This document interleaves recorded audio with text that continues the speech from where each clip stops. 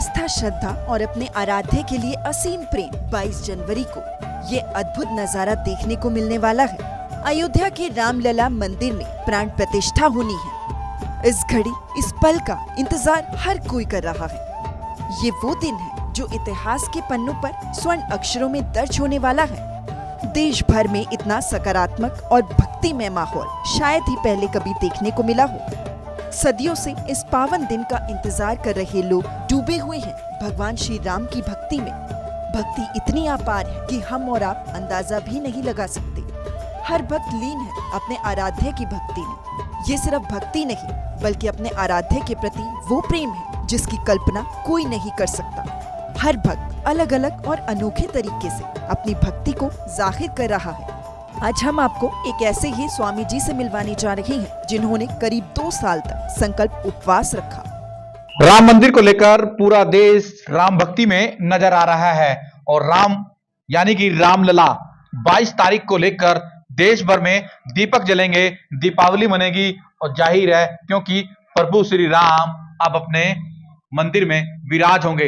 रामलला को लेकर पूरा देश एक अलग नजर आ रहा है और हमारे साथ हैं एक ऐसे संत जिन्होंने भगवान राम के लिए 2 साल तक व्रत रखा और जब 2019 में सुप्रीम कोर्ट का फैसला आया तब इन्होंने व्रत खोला। हम ऐसे संत से मिलवाएंगे। हालांकि आप इनके गले में देख सकते हैं ये राम दरबार, ये वही राम दरबार है जो अयोध्या में आपको देखने को मिलेगा और ये वही माला गले में डली हुई है जो आपको अयोध्या में देखने को मिलेगी। ऐसे संत से हम मिलवाएंगे कि आखिरकार इन्होंने क्यों इतना लंबा व्रत रखा, क्यों कारण था, क्योंकि 2 साल तक व्रत कोई नहीं रख सकता। महाराज जी, सबसे पहले कितने साल आपने व्रत रखा, क्यों रखना पड़ा? शायद ही कोई आदमी या कोई इंसान 2 साल तक लगातार व्रत रख पाए। एक तो सभी लोगों को बहुत बहुत आभार। जय सिया राम सभी राम भक्तों को जो भी हमको देख रहे हैं।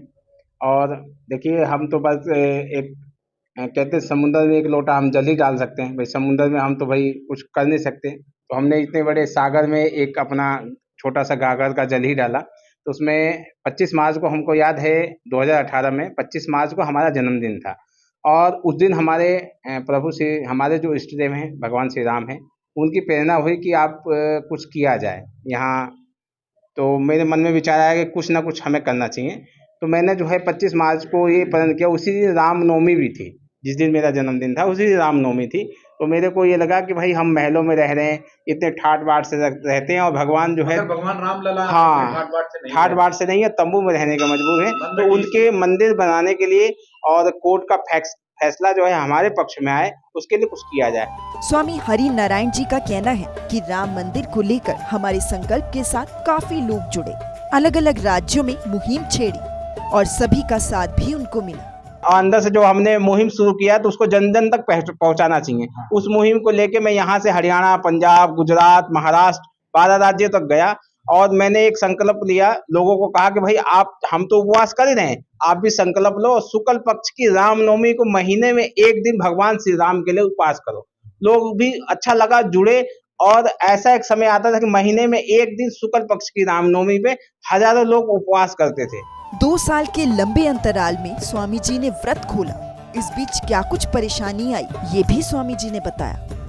वो राम भक्त, राम के अनुयायी जो स्वामी हरि नारायण गिरी हैं, साधु हैं, संत हैं, घर बार बचपन में ही त्याग दिया था, घर से निकल पड़े थे चोला उड़कर कि मैंने देश में एक अलग अलग जगानी है। तो महाराज 2 साल आपने व्रत रखा, आखिरकार व्रत खोला कब आपने? मंदिर का फैसला जो है 19 में आया। 19 में आने के बाद में मुझे अब ये लग गया कि भाई मंदिर अब बनेगा और बहुत भव्य मंदिर बनेगा। अब इंतजार का जो घड़ी है वो खत्म हो गया।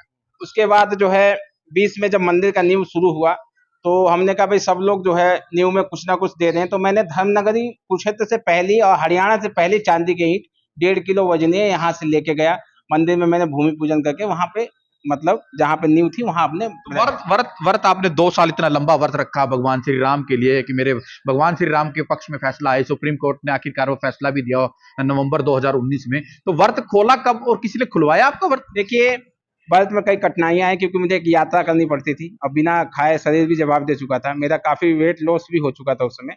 और मैं मुझे याद है, मैं कवर कर रहा था आपको पत्रकारिता में, डॉक्टर ने कहा था कि महाराज जी आप व्रत खोल दें, आपका वेट काफी डाउन जा चुका है, आप खाना अन्न ग्रहण करें, आपने नहीं माना, मगर भगवान राम के लिए आप डटे रहे। बिल्कुल बिल्कुल मैं डटा रहा और भगवान की ही प्रेरणा थी। और आज अगर ये मंदिर बन रहा है तो सबसे ज्यादा खुशी मुझे होगी कि मेरे व्रत का जो फल है वो एक स्वरूप में आया कि मंदिर बनने जा रहा है। सभी का जो कितने लाखों संतों ने और कितने हजारों संतों कितनी आहुतियां दी, बलिदान दिया भक्तों ने, आज उन सब का परिणाम है। खोला कब आपने, किसी ने खुलवाया है जो राम जन्मभूमि के जो अध्यक्ष जी थे महाराज जी नित्य गोपाल दास जी महाराज, जो अभी वर्तमान में भी राम जन्मभूमि तीर्थ क्षेत्र के अध्यक्ष हैं, उन्होंने जो है हमारा उपवास खुलवाया। देखिए दीपावली का तो एक नज़ारा तो है ही, सारा देश मना रहा है। हमारे पास भी निमंत्रण आया था अयोध्या के लिए। मैंने कहा अगर सब लोग अयोध्या पहुंच जाएंगे तो यहाँ कौन दीपावली मनाएगा।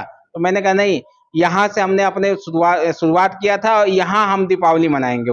उस दिन महाआरती का आयोजन रखा है, उस दिन भंडारा भी हमारे यहाँ चलेगा, बाहर भंडारे का कार्यक्रम रहेगा। कहीं वो सच हो गया, रामलला हम आएंगे, मंदिर वहीं बनाएंगे। बिल्कुल सत्य हो गया और ये सभी सनातनियों की एक तरफ से जीत है और मंदिर बन रहा है और बहुत भव्य बन रहा है और इसमें सरकार का भी विशेष योगदान है। ये थे एक ऐसे साधु यानी कि संत जिन्होंने बचपन में अपना घर छोड़ दिया और रामलला यानी कि राम मंदिर को लेकर एक अलग जगाई और अन्न जल त्याग दिया। आखिरकार 2 साल तक भूखे रहे और बिल्कुल भी अन्न ग्रहण नहीं किया। देश के पहले ऐसे एक साधु हैं, संत हैं, जिन्होंने राम मंदिर को लेकर एक अलग जताई और अब वो अलग जलती हुई देश भर में नजर आ रही है। जब पूरे विश्व में 22 तारीख को दीप जलेंगे, दीपक जलेंगे और कहा जाएगा मेरे राम आएंगे। अशोक यादव, सूर्य समाचार, कुरुक्षेत्र।